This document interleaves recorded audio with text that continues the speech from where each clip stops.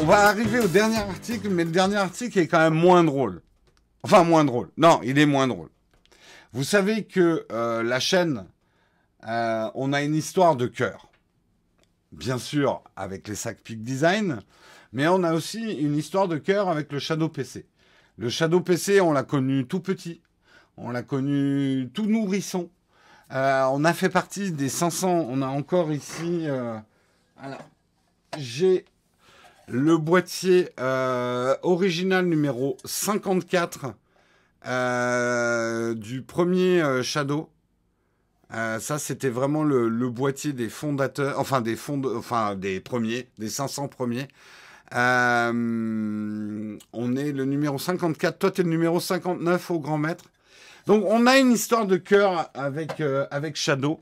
Ça nous a jamais empêché d'être lucide aussi sur les erreurs que faisait Shadow. Mais tout ça pour vous expliquer pourquoi on s'intéresse autant à cette histoire. Histoire qui va avoir un rebondissement qui va commencer aujourd'hui. Puisque le tribunal de commerce, vous le saviez, Shadow, la société Blade qui est derrière le Shadow PC, est en redressement judiciaire depuis maintenant 1 ou 2 mois. Eh bien, le tribunal de commerce commence à examiner aujourd'hui les 2 dernières offres de reprise de Blade. Quelles sont ces 2 dernières offres de reprise? La première, on en avait déjà parlé, mais on a un petit peu plus de news. C'est 6 salariés de Blade, éditeur du service de cloud computing Shadow, qui sont alliés à Xavier Niel et Iliad pour monter une offre de reprise de la société. Les salariés menés par le CTO de la start-up, qui est Jean-Baptiste Kempf, que vous connaissez comme un des fondateurs de... Merde! Aidez-moi, l'appli vidéo VLC, merci, qui est un des fondateurs de VLC, et qui ont déposé leur offre de reprise le 23 mars. On avait dit à l'époque, j'avais fait un article là-dessus, qu'ils cherchaient effectivement le moyen de financer cette offre de reprise. C'est chose faite avec Xavier Niels. Donc, le dossier se trouve... Alors, il y a 4 offres de reprise actuellement. Essayez de suivre. 4 offres de reprise ont été déposées. Le dossier de K-Lab, qui est effectivement la holding de Kempf, donc de Jean-Baptiste Kempf. Ça, c'est le dossier qui se trouve dans la même pile que les offres d'Olso AG, une holding suisse, de Scaleway, un hébergeur fondé par Xavier Niel, et d'Ubique, la filiale d'OVH Cloud. Donc, en gros, il y a 4 offres, mais on va dire qu'il y en a 2 grosses. OVH, Iliad et les employés. Pour ce qui est justement de l'offre des employés, des salariés de Blade, le groupe Iliad posséderait 80% de la nouvelle structure, tandis que les 6 salariés et les autres employés de Blade qui choisissent de l'intégrer posséderaient 20% des parts restantes, non diluées.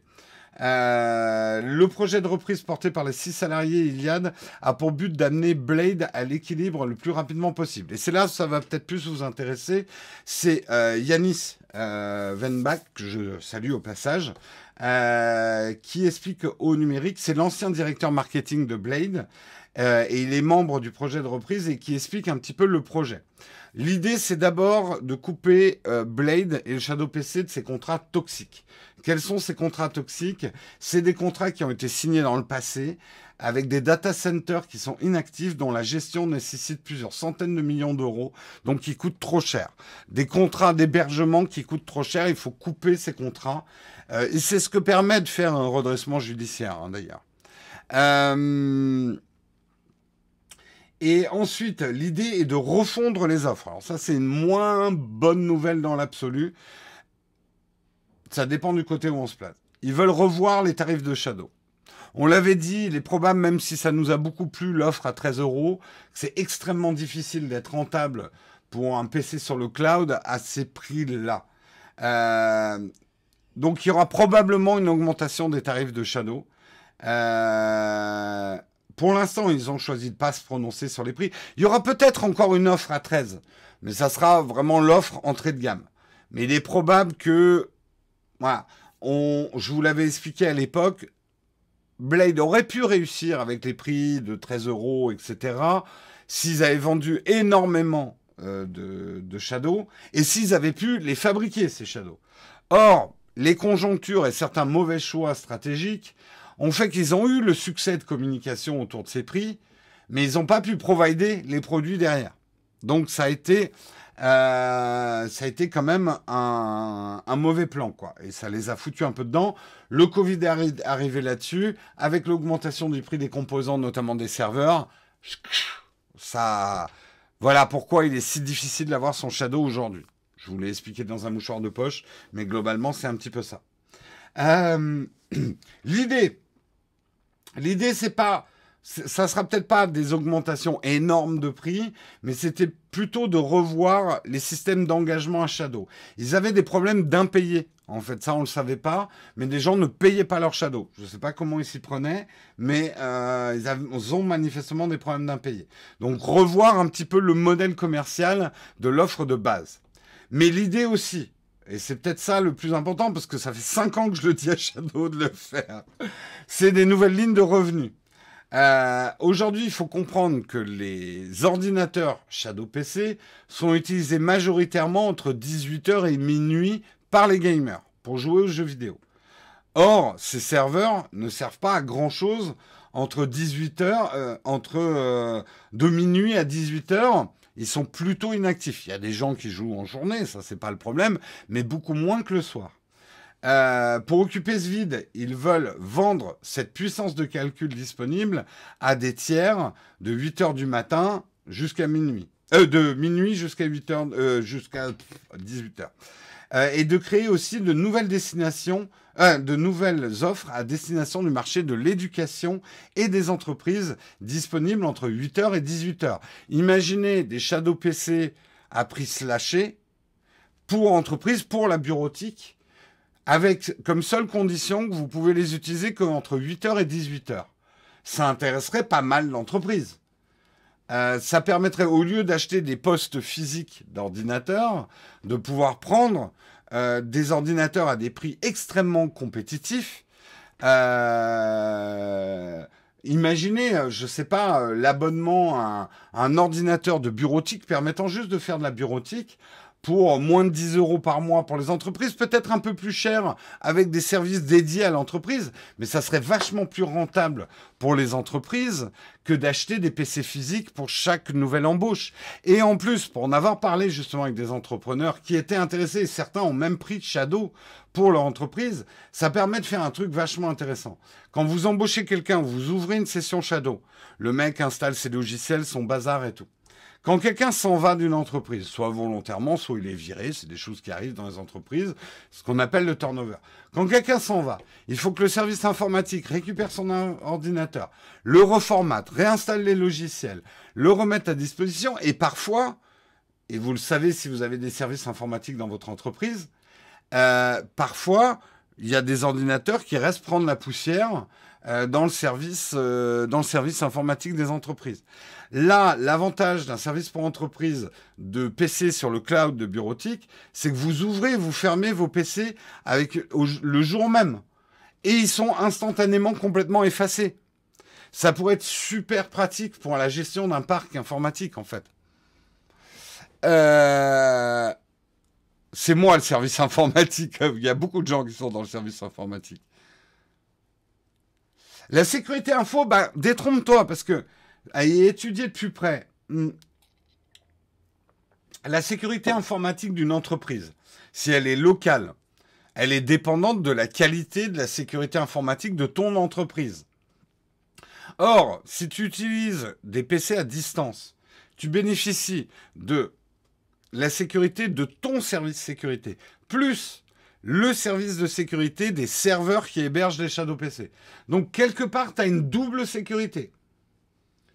Donc, en fait, les gens qui avaient peur de la sécurité chez Shadow parce que l'ordinateur n'était pas physiquement chez eux, je pense, et je le dis sans aucune méchanceté, mais c'est des gens qui n'ont pas bien compris la notion de sécurité informatique.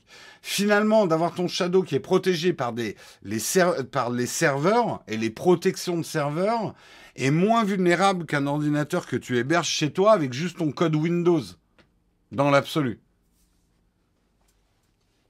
Donc, au contraire, les services sécurité des entreprises qui s'y connaissent un petit peu en sécurité informatique vont, au contraire, trouver l'offre intéressante parce qu'en plus, ça décharge une partie du problème de sécurité informatique chez Blade. Euh, la propriété de données, de toute façon, on regarde tout ce qui est sur le cloud. C'est exactement la même chose. Est-ce que tu crois que tes données qui sont chez Dropbox ne t'appartiennent plus ou sur iCloud? C'est la même chose, hein.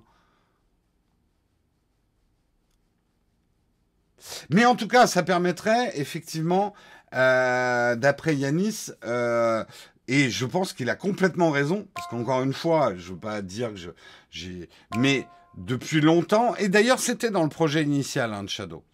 C'était dans le projet initial. Ils n'ont jamais développé ce pan. Je pense, moi, qu'ils ont perdu un petit peu trop de temps à s'acharner sur le marché des gamers compétitifs de FPS.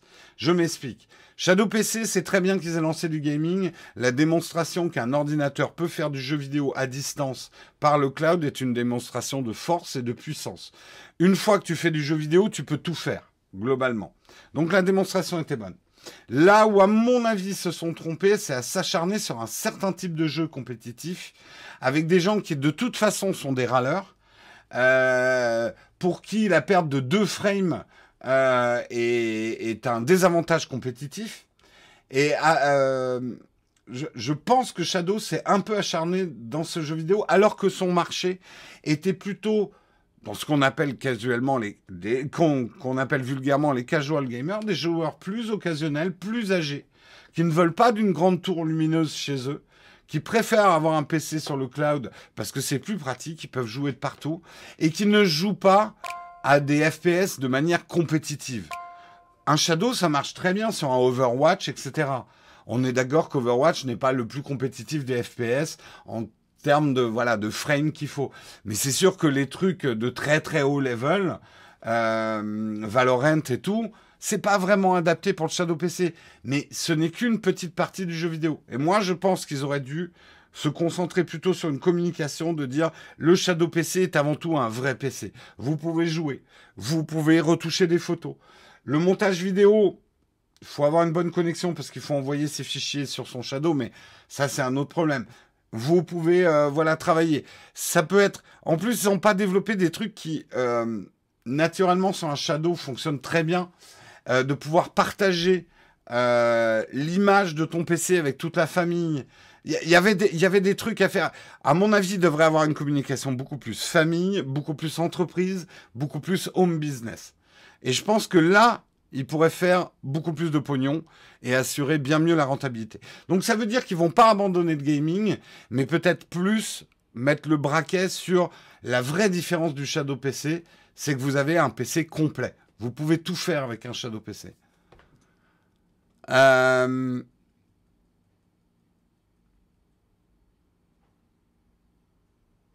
Shadow PC, c'est un truc de cinquantenaire. Bah, tu crois peut-être te moquer en disant ça, mais est-ce que tu connais la moyenne d'âge des gamers aujourd'hui? Elle se rapproche des 40 ans. Et c'est la moyenne. Donc, oui, le gamer, en tout cas, une grosse partie du marché du gamer a 50 ans et plus aujourd'hui. On n'abandonne pas le jeu vidéo à 40 ans parce que, soi-disant, c'est un truc de gosse. Non, moi, j'ai passé ma vie dans le jeu vidéo, quoi. Je ne fais pas abandonner le jeu vidéo. Mm.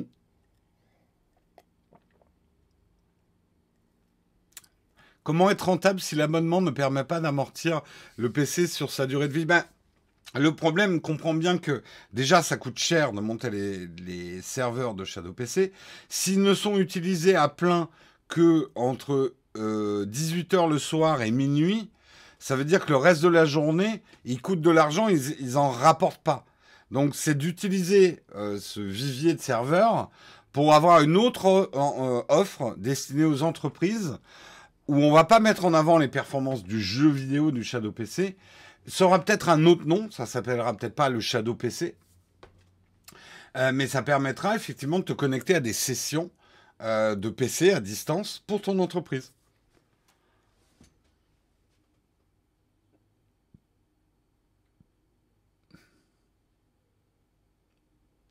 C'est un conseil gratuit de Jérôme. Ne l'engagez pas, écoutez juste le mug. Il donne des solutions à votre entreprise. Après, ils peuvent me payer, hein. Ça me dérange pas. T'es gentil, je vais... L'embauchez pas, mais non, ne m'embauchez pas. Il faut que je continue à faire ce que j'ai à faire. Après, ils peuvent me payer hein, pour que je donne des conseils. Il n'y a pas de problème là-dessus.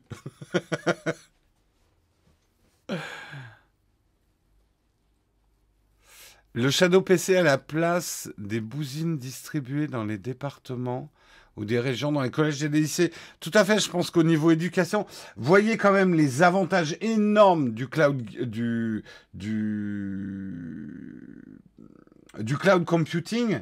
Ça permet de déployer et de sizer, voilà, d'ouvrir exactement le nombre de postes dont vous avez besoin ponctuellement. Ça permet, au lieu de passer par des PC physiques, ça vous permet d'ouvrir 20 sessions pour une formation. Imaginez, vous avez 20 élèves pour une formation. Ok, aujourd'hui, il me faut 20 Shadow PC. Boum, on lance la formation. Une semaine après, vous avez plus que 15 personnes qui viennent à la formation. Ok, aujourd'hui, j'ai besoin que de 15 PC. Boum, boum, boum. Voilà. Vous n'avez pas 5 ordinateurs qui prennent la poussière sur un bureau. Il faut un PC physique à la base. C'est un peu plus compliqué que ça. Dans les serveurs, ils ne mettent pas des tours alignées les unes sur les autres. C'est des gros serveurs qui simulent en fait plusieurs PC. Oui, c'est une mutualisation des ressources, tout à fait. Sauf qu'il faut toujours un PC physique. Non. Par exemple, une simple tablette, un simple écran avec un clavier et une souris te permettent de te connecter à ton Shadow PC. Donc déjà, ça permet d'avoir que des écrans, des claviers et des souris, au lieu d'avoir l'ordinateur.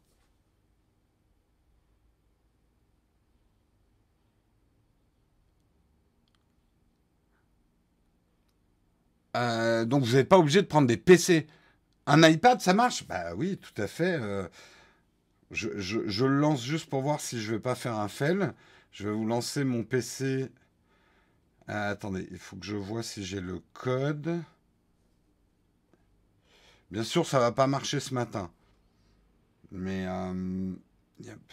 on va voir, j'essaye quand même. Non, ça veut pas marcher ce matin. Pourtant, je l'ai fait l'autre jour. J'ai joué à Valheim sur mon iPad. J'ai peut-être pas mis à jour l'appli. Attendez, je regarde juste rapidement. Pas vous faire perdre trop de temps s'il y a une mise à jour. Non. Pourquoi elle marche pas, mon appli? Non, non, non, non, non. Pourquoi ça ne marche pas? Bon, dommage pour la démo. Je vous en ferai une autre jour. Je sais pas pourquoi elle ne marche pas. Je fais un dernier essai quand même par acquis de conscience. Hop. Paramètres. Pourtant mes paramètres sont bons. Bon, c'est pas très grave. Mais oui, ça marche sur iPad. Oui, c'est un peu le syndrome Jérôme Bonaldi quand on veut montrer un truc. Mais je vous ai déjà fait des démos hein, du Shadow qui démarrait sur iPad, ça marche très bien.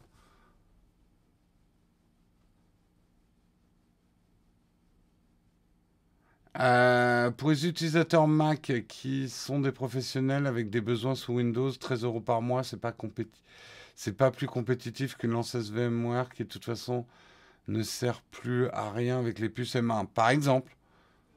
Et puis surtout, en fait, ce qu'il y a d'intéressant, c'est que ta puissance est déportée. Mais bon, on a déjà fait plein de vidéos vous expliquant, nous, ce qui nous paraît intéressant autour du Shadow. Je ne vais pas les refaire. En tout cas, pour terminer, les choses vont globalement se jouer entre OVH et Iliad avec les salariés de Blade. A priori, l'offre d'OVH, on n'en sait pas plus. On n'a pas vraiment le projet. On a plus l'impression que l'offre d'OVH, ça serait voilà, pour héberger en fait Shadow chez OVH et probablement diluer un peu le Shadow dans les offres OVH, peut-être dans une suite bureautique. Utiliser la technologie Shadow pour offrir une suite bureautique pour OVH. L'idée de Iliad avec les salariés, c'est plus d'être propriétaire de son infrastructure. A priori, Jean-Baptiste Kempf ne suivrait pas Shadow si c'est OVH qui remporte la mise. Donc à voir. Maintenant, c'est au tribunal du commerce de Paris de trancher, de décider quelle est la meilleure offre de reprise. À long terme, il y aura des centaines de cartes graphiques dans le cloud avec un partage de ressources. Tout à fait. Je suis persuadé que c'est l'avenir, moi, mais...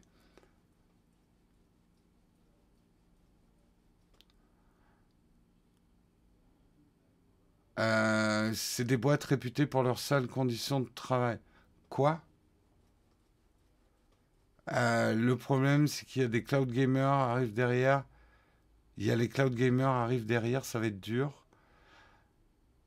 Je pense qu'il y a vraiment la place parce que pour l'instant, en tout cas, l'offre Shadow est quasi unique. Il y a quelques concurrents, mais c'est la seule offre de cloud gaming qui vous permet surtout d'avoir un PC complet. Même l'offre de Nvidia n'est pas un PC complet. Vous ne pouvez pas faire autre chose que jouer avec l'offre de Nvidia. Donc pour l'instant, Shadow a un positionnement intéressant. Hein.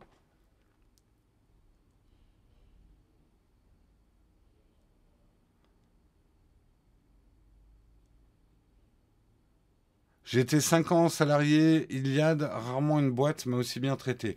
Ah oui, c'était ça le côté... Ouais, bon écoute, j'en sais rien en fait. Microsoft et Apple ne sont pas encore rentrés dans la danse. Non, ils viendront quand la tunasse sera là.